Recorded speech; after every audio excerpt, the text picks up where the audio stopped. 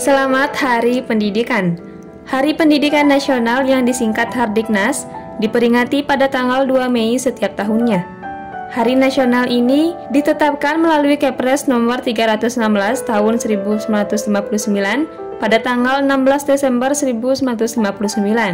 Hari Pendidikan Nasional adalah hari nasional yang ditetapkan oleh pemerintah Indonesia untuk memperingati kelahiran Ki Hajar Dewantara, yaitu tokoh pelopor pendidikan di Indonesia dan pendiri Lembaga Pendidikan Taman Siswa.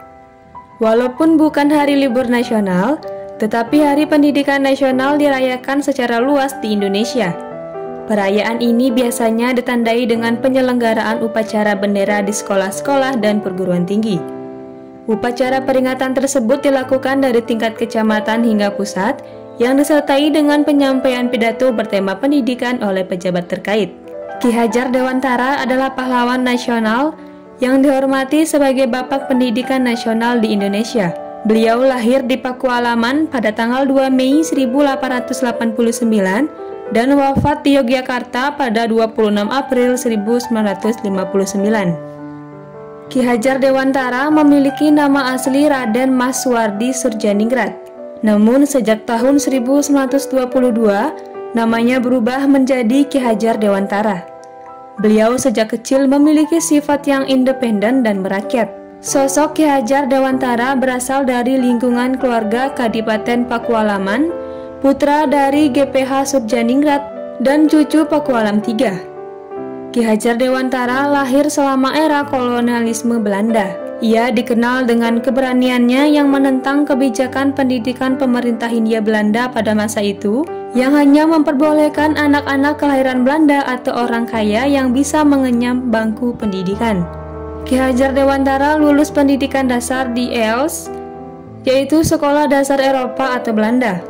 Beliau sempat melanjutkan sekolah di Stovia, yaitu Sekolah Dokter Bumi Putra, namun tidak tamat karena mengalami sakit. Ki Hajar Dewantara adalah aktivis pergerakan kemerdekaan Indonesia, politisi dan pelopor pendidikan bagi kaum pribumi Indonesia dari zaman penjajahan Belanda. Beliau mendirikan perguruan taman siswa yang memberikan kesempatan bagi para pribumi untuk memperoleh pendidikan seperti kaum priayi dan orang-orang Belanda.